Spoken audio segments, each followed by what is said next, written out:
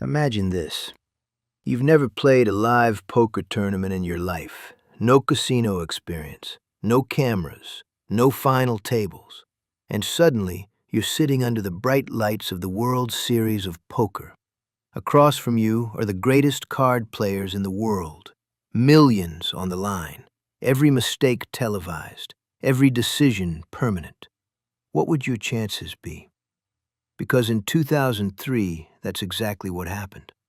A 27-year-old accountant sat in his Tennessee apartment and bought into a $39 online poker satellite. A few weeks later, he was sitting under the bright lights of Binion's Horseshoe in Las Vegas, staring down some of the best players in the world. When the dust settled, he was the last man standing. Chris Moneymaker, yes, that's his real name, had just turned $39 into $2.5 million and single-handedly changed poker forever. But that was 23 years ago. So here's the real question. Could a total amateur pull off another miracle like that in 2026? Or did Moneymaker's story only work because of the time, the tech, and a little bit of luck? Back in 2003, poker was wild. Online rooms were exploding. Players were loose, aggressive, and a little bit clueless. Solvers didn't exist. Everyone thought they had a system. So when an online qualifier like Moneymaker showed up, nobody saw him coming. He wasn't a pro or even a Vegas regular.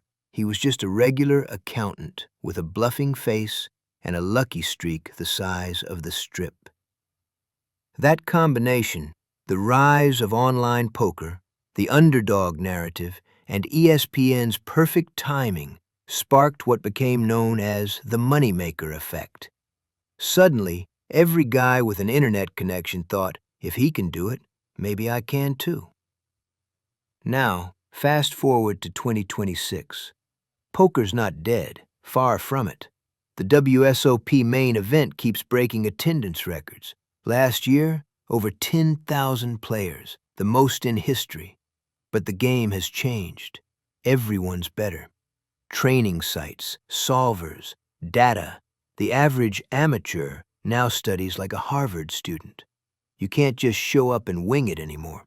The gap between amateurs and pros has shrunk, but in a weird way, that also means the field is flatter. There's still variance, and variance doesn't care how good you are. And while GTO has taken over, poker still rewards creativity, courage, and sometimes plain dumb luck. Every few years, someone reminds us that lightning can still strike. In 2023, Daniel Weinman won it all. Before that, Hossein Insan in 2019, an amateur in his mid-50s, battled through an 8,000-player field to win $10 million. So yeah, it's still possible. The odds are brutal, sure, but the dream's not dead. What's changed is the kind of amateur who could win.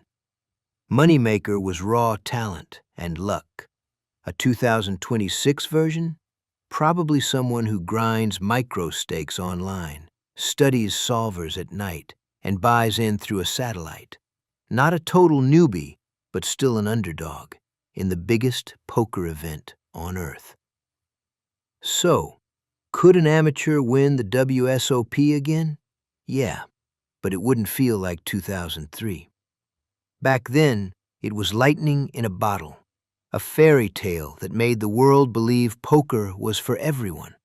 Today, it would be a different kind of miracle, not born from naivety, but from dedication and variance teaming up at the right moment.